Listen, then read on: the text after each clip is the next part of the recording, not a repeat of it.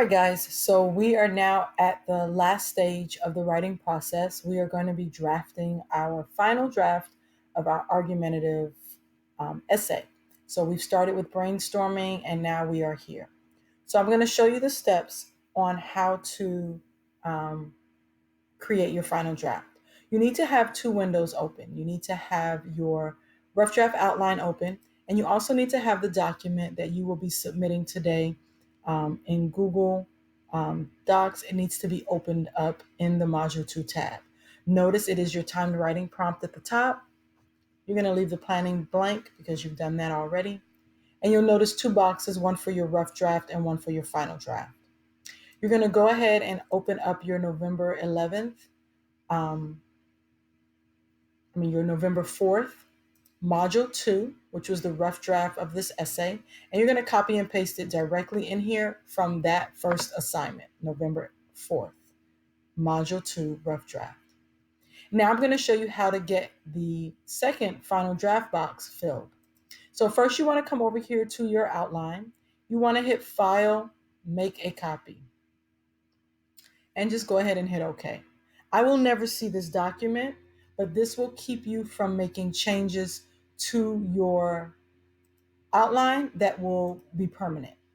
So make sure you make a copy so that the rough draft outline does not get altered. Once you make a copy, you can go ahead and close out your original. You are now going to take each of your paragraphs and you're going to copy them below the outline. Copy.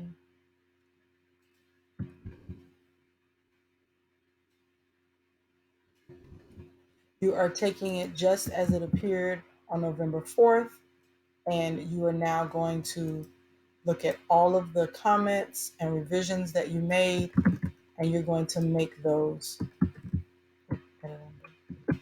You're going to make those revisions to the essay to be submitted for your final draft. Okay, so now that you have all of your paragraphs together again without any boxes, go ahead and take away those highlights. Do not take away the comments because you need to know what they are in order to make the changes. So you're going to go ahead and look at each of your paragraphs. Before you submit that final draft, you need to make sure you have at least 4 solid, well-constructed sentences for each of your paragraphs. You cannot submit a paragraph made up of 1 or 2 sentences. That is not a paragraph. So you're going to make sure you include all of the information that is needed to persuade your audience, and you're doing it in at least 4, preferably 5 sentences. So for your first paragraph, you need to make sure you have a hook. A lot of you all are going to use the quote that you all found on the internet. You may use a song lyric that we did for one of our previous module ones. You may tell a story. You get to decide. Once you do your hook, you need to ensure you have at least 2 to 3 sentences before your thesis statement that connect the relevance and the meaning of that quote or that story or that song lyric connected to the idea that you are going to introduce in your thesis. Then go ahead and make sure you have a clean thesis statement. Take a look at the comments and the edits that you made up at the top when you were doing your outline. What did you say about your thesis statement? If you did not have one and you created one over here in the comments, make sure you are looking at that thesis statement that you made in the comments and you come in and make the change and add it to your paragraph now since you didn't have it before. So here's the thesis statement.